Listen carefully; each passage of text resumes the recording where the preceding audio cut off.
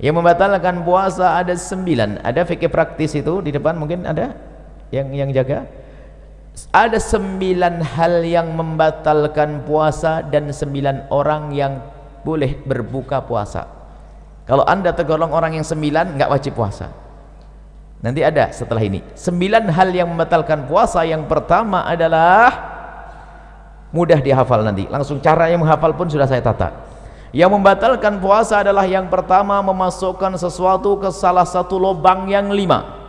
Memasukkan sesuatu ke salah satu lubang 5, lubang mulut, lubang hidung, lubang telinga, lubang buang air kecil, lubang buang air besar. 5. 1, 2, 3, 4, 5. Baik, kita rinci satu demi satu.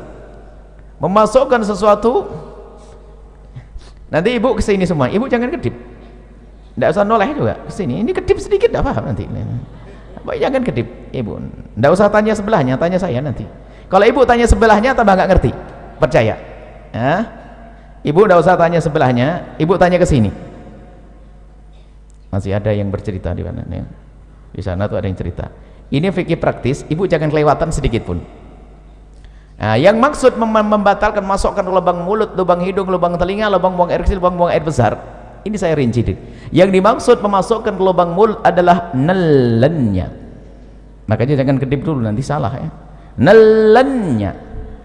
Maka selagi anda tidak nelen, maka tidak batalkan puasa. Misalnya di satu pagi anda ngelihat es krimnya anak-anak kok lebih, lah ini sayang, esnya lebih, langsung dimasukkan ke mulut, batal enggak?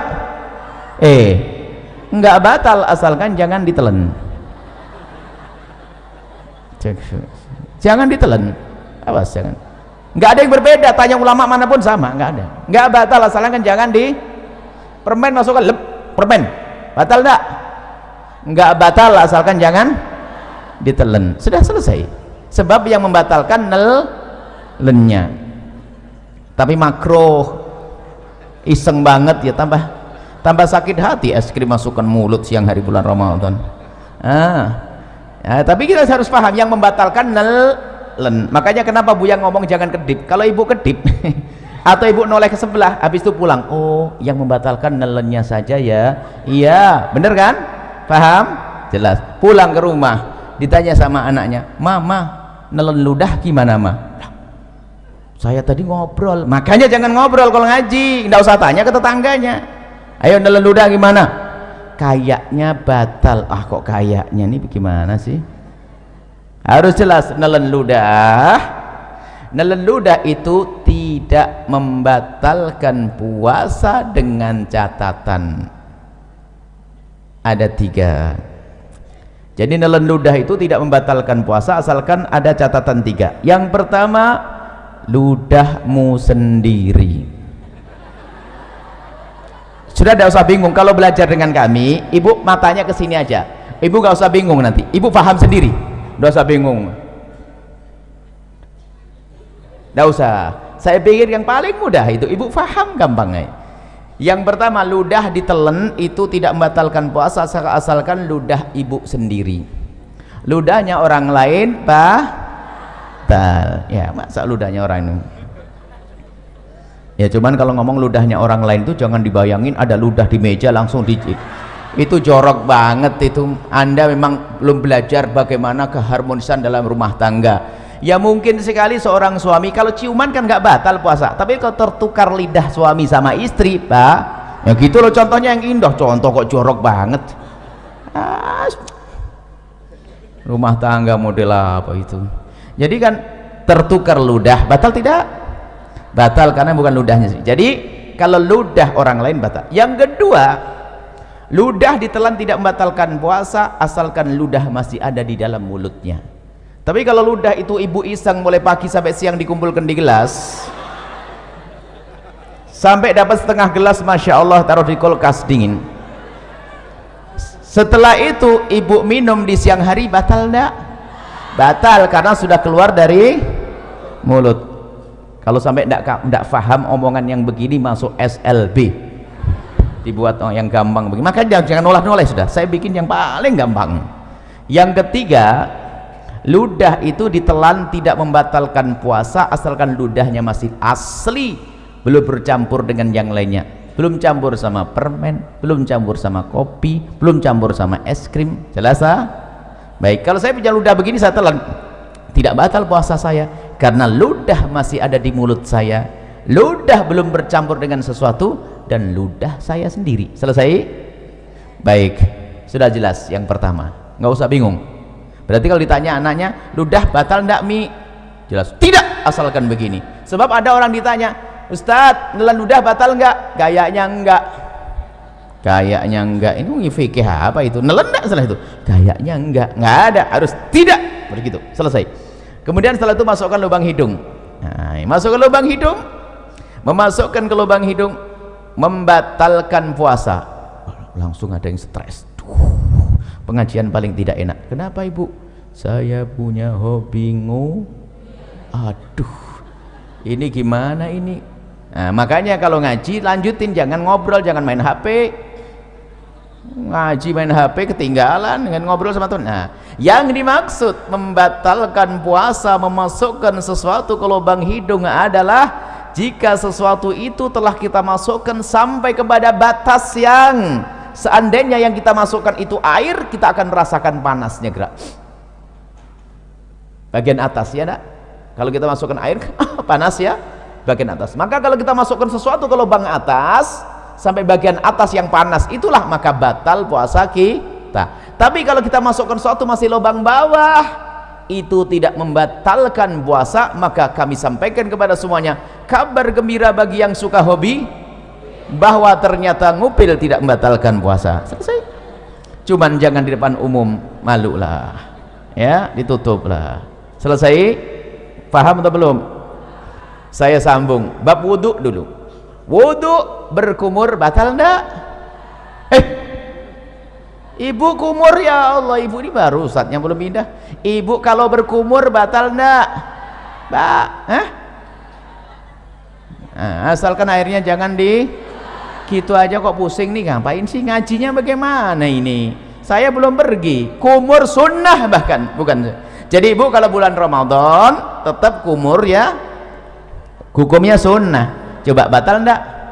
Berarti omongan saya salah enggak tadi? Masukkan satu ke lubang mulut tidak batal asalkan jangan selesai. Baru gamblang. Ada ibu yang bengong kok enggak batal masukin permen ya? Kok enggak batal masukin permen ya? Kok enggak batal? Makanya ngaji yang benar sekarang. Wong kumur sunnah kok. Baik, kalau kumur biarpun berpuasa. Kemudian saya kasih ilmu lagi. Kalau anda lagi berkumur di bulan Ramadan, kemudian sudah anda buang airnya, maka anda jangan ragu lagi. Biarpun ada rasa dingin-dingin itu dimaafkan. Asalkan waktu anda membuang air kumur tadi, anda buang 100%. Nggak ada yang ditahan sedikit pun. Kalau ada ditahan batal. Tapi dibuang, sisa dingin itu nggak ada masalah. Pasti ada sisa dingin karena apa? Air. Selesai ya? Sama di dalam berwudu istinsak, memasukkan air ke dalam hidung ya, sekedarnya, jangan sampai ke derajat tempat yang panah. Itu adalah tidak membatalkan, hukumnya tetap sunnah. Baik, kalau masukkan untuk kumur sunnah, tapi masukkan es krim makruh, tapi sama-sama tidak batal puasa. Masukkan es krim makruh, asalkan jangan ditelan, tidak batal. Masukkan kumur air wudu sunnah. Baik, apa perbedaannya dua-duanya? Kesamaannya sama-sama tidak batal, perbedaannya kalau kecelakaan. Jadi begini ibu, kalau ibu lagi berkumur wudu, tak taunya ada petir jeder begitu kok ketelen, itu rezeki, nggak batal. Karena apa? Ibu menjalankan perintah lalu ketelen. Diperintahkan, sunnah itu kan diperintahkan, paham ya? Tapi masukkan es krim diperintahkan enggak? Nah, berbeda kalau ibu lagi main-main nerapkan ilmu, kata Buya nggak batal masukkan es krim. Baru masukkan es krim, nginjak kucing digigit, ketelen, batal. Main-main, ngapain es krim masukin mulut? Jelas ya? Baik, ini yang pertama, masukkan mulut, lubang hidung, selesai. Masukkan suatu ke lubang telinga. Lubang telinga bagian mana sih? Lubang telinga itu bagian dalam. Bagian dalam bagaimana? Bagian dalam lubang telinga itu yang batal kalau kita masukkan sesuatu ke lubang tersebut. Lubang dalam adalah lubang yang tidak bisa dijangkau oleh jari kelingking ini. Tapi kalau masih kelingking begini, ini luar. Kalau anda begini kan gatal, anda korek dengan jemari kelingking, tidak batal. Tapi kalau pakai korok kuping masuk ke dalam, batal. Selesai. Ini dalam madhab kita Imam Asy-Syafi'i radhiyallahu ta'ala anhu. Baik, selesai. Lubang depan, lubang belakang. Mohon maaf, ini majelis mulia, agar tidak dirubah menjadi majelis guyonan, kami himbau kepada para asatidz sekalipun, kalau masuk wilayah-wilayah seperti ini harus waspada. Sebab kalau majelis dijadikan majelis guyonan, akan dicabut berkahnya majelis. Memasukkan suatu ke lubang depan, misalnya seorang laki-laki, mohon maaf, lubang kemaluannya ditetesin air, batal. Atau seorang ibu pakai obat, dimasukkan obat ke dalamnya, obat anti keputihan segala macam, batal. Atau mohon maaf nih, seorang wanita di saat hendak mensucikan diri dari bekas buang air kecil, maka wahai para wanita, hendaknya cukup digosok dengan perut jemari ini. Kalau digosok dengan perut jemari ini sekuat apapun, maka ini masih bagian luar dan tidak batal. Tapi kalau mohon maaf, kalau jemari yang dibelokkan begini masuk ke wilayah dalam, batal puasanya. Maka Allah sudah maha tahu cara mensucikan, cukup dengan perut jemari, tidak usah kena ragu-ragu. Ini biasanya santri yang setengah ngajinya itu ragu-ragu, kena was-was, pengen dimasukkan ke dalam, batal puasanya dan bikin penyakit kotor. Cukup dengan perut jemari, sekuat apapun ini bagian luar, asalkan dengan perut jemari, dibersihkan dengan perut jemari, itu bagian luar, tidak batal puasanya. Jangan sampai gara-gara dengar omongan saya nanti pada nggak bersih diri dari buang air kecil, kacau nanti. Bersihkan dengan perut jemari, selesai. Kemudian untuk lubang belakang sama, bersihkan dengan perut jemari. Kalau ada dibelokkan begini, batal, dimasukkan dengan perut, dengan jemarinya. Selesai, itu yang pertama. Yang kedua, yang membatalkan puasa adalah muntah dengan sengaja. Muntah dengan sengaja. Kalau orang muntah tidak sengaja nggak batal. Hamil muda muntah, naik kendaraan mabuk muntah, tiba-tiba masak sesuatu bau muntah, nggak apa-apa, nggak batal.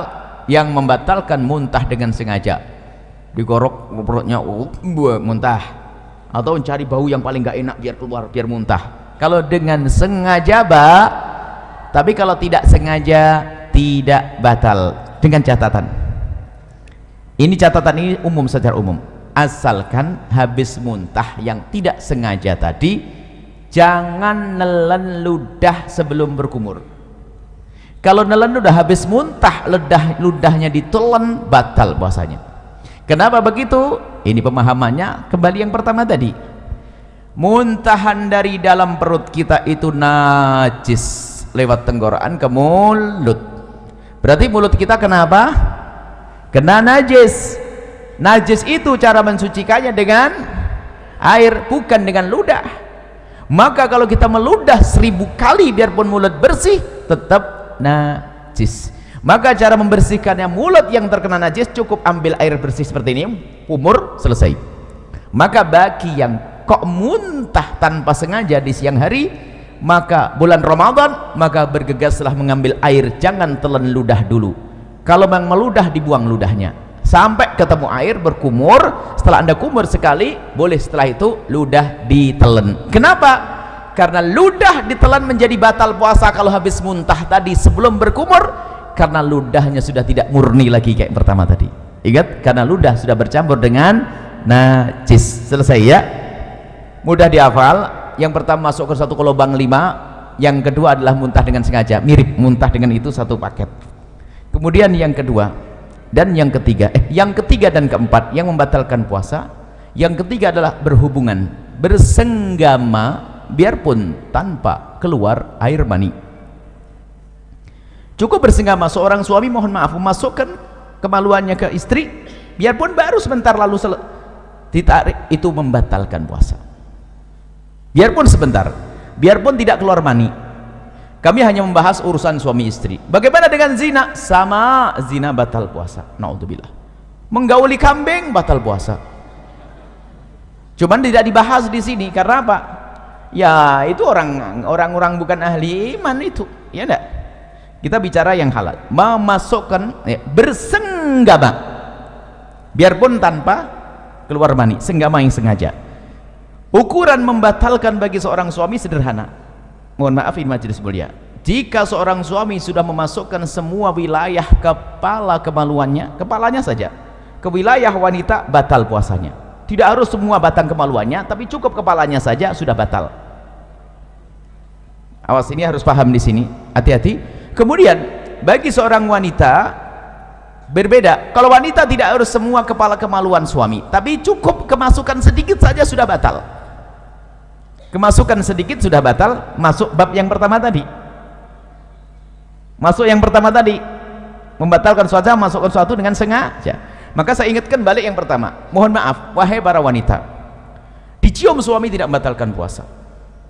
Seorang suami, mungkin suamimu adalah orang yang sangat genit, sering cubit-cubit, gak batal puasa. Termasuk jika suamimu memegang wilayahmu, wahai para wanita, tidak batal puasa, dengan catatan asalkan jemarinya tidak dimasukkan. Kalau jemarinya dimasukkan dan anda membiarkan, batal puasa anda.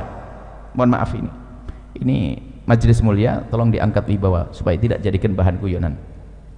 Kemudian setelah itu, yang ketiga kan bersenggama biarpun tanpa keluar mani. Yang keempat adalah keluar mani dengan sengaja biarpun tanpa senggama. Keluar mani dengan sengaja, mohon maaf, naudzubillah, mungkin dengan onani, dengan apa, sengaja mengeluarkan mani, maka batal puasanya. Tapi kalau keluar mani tanpa sengaja, tidak batal puasa. Mungkin seorang lagi tidur di siang hari, ternyata mimpi basah, dilihat ada air mani, maka tidak batal puasanya. Selesai. Jadi keluar mani tanpa sengaja, biarpun tanpa senggama, selesai. Dapat berapa? 4. Sekarang 5, 6, 7. Biar ngapalnya gampang. 5, 6, 7, haid, nifas, melahirkan. Satu paket. Haid, nifas, melahirkan. Seorang wanita lagi puasa jam 5 sore keluar darah haid, batal puasanya. Seorang wanita yang ahli ibadah biarpun hamil tua tetap puasa. Setelah puasa di hari itu jam 4 sore bayi lahir, batal puasanya. Melah ya nih. Yang pertama adalah haid, yang keempat 5 haid, 6 nifas, 5 melahirkan. Hafalannya harus jelas ini ya. Melahirkan bayi atau bakal bayi. Tolong diingat kalimat bakal bayi di sini. Bayi atau bakal. Kalau bakal bayi itu apa? Keguguran. Jadi kalau keguguran batal enggak? Batal enggak? Hah? Iya, jangan kaget, digituin saja sudah berubah. Kan sudah ngomong bayi atau bakal bayi. Kalau kata bidan, aduh sabar, berarti batal puasanya. Selesai? Dapat 7. Yang ke-8 sendiri. Yang ke-8 adalah hilang akal. Hilang akal.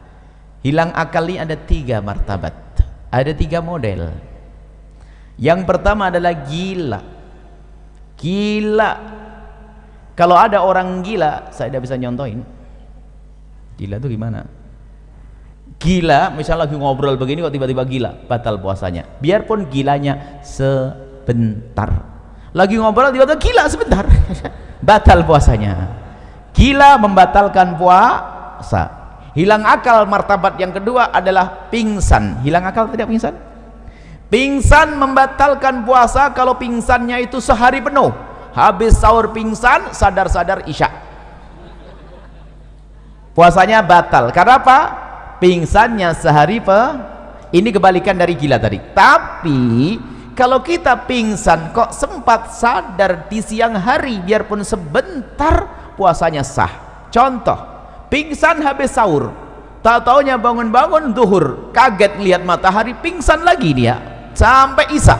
Puasanya sah atau tidak? Sah atau tidak? Sah, karena sempat sadar biarpun sebentar. Selesai. Hilang akal yang ketiga, tidur. Tidur ini tidak membatalkan puasa biarpun tidurnya sehari penuh. Habis sahur tidur, bangun-bangun isya. Bukan kerbau ini. Kalau kerbau masih suka bangun itu. Kalau ada orang tidurnya kayak begini, tidurnya apa nggak tahu. Bangun habis sahur, tidur, bangun-bangun ini, puasanya sah atau tidak? Sah atau tidak? Ya sah lah bu. Ini kan bukan bab sholat ibu, ini bab puasa.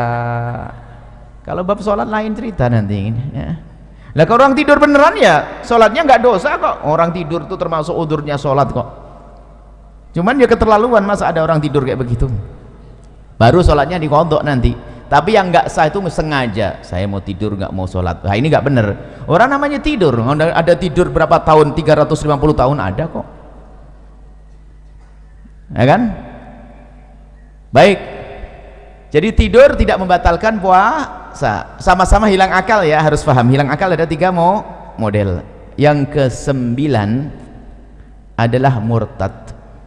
Murtad itu misalnya mengatakan Nabi Muhammad bukan Nabi, atau ada Nabi setelah Nabi Muhammad, atau Quran bukan wahyu dari Allah, atau merendahkan syiar, merendahkan adzan, merendahkan puasa, merendahkan haji, merendahkan surga, merendahkan neraka. Itu murtad, keluar dari iman. Kalau orang murtad langsung batal puasanya. Saya urai dari yang pertama, setelah itu jangan mikir lagi setelah itu apa yang membatalkan. Yang membatalkan hanya 9. Yang pertama, masukkan satu ke lubang 5. Kedua, muntah. Seiring ya, muntah huruf usar masih di sini kan, lubang 5 kan sini, 1, 2, 3, 4, 5, muntah masih di sini. Yang kedua muntah. Yang ketiga dan keempat, bersenggama dan keluar mani. Bersenggama tanpa keluar mani. Yang keempat, keluar mani biarpun tanpa senggama. Hafal? Hafal belum? Kalau tidak hafal, tidak dilanjutin ini. 5, 6, 7 haid, nifas, melahir. Yang ke-8 hilang akal. Selesai. Hilang akal ada 3 model. Yang ke-9 apa? Murtad. Selesai, jangan mikir lagi setelah itu. Nah, kalau nanti ada yang bertanya, yang jawab temennya. Baik, saya coba, saya uji, saya tes.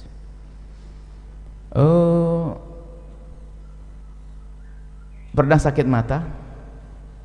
Semoga tidak sakit, amin. Kalau sakit mata, pernah tidak dikasih obat? Pahit tidak di tenggorokan? Batal tidak puasanya? Kan baru di sini Bu Jas. Saya ngajar di sini kok bisa ngomong. Memang Bu yang ngomong ada mata tadi. Kok jadi batal bagaimana ini ceritanya? Kok nambah sendiri? Inilah belajar yang nggak bener. Suka ngarang begini nih. Ayo. Memang saya ngomong apa? Mulut, mata. Hah? Oh hidung. Lah kok ada yang batal dari gimana Bu? Nah ini baru di tes 1 sudah gagal nih. Jangan-jangan yang lainnya nggak paham nanti.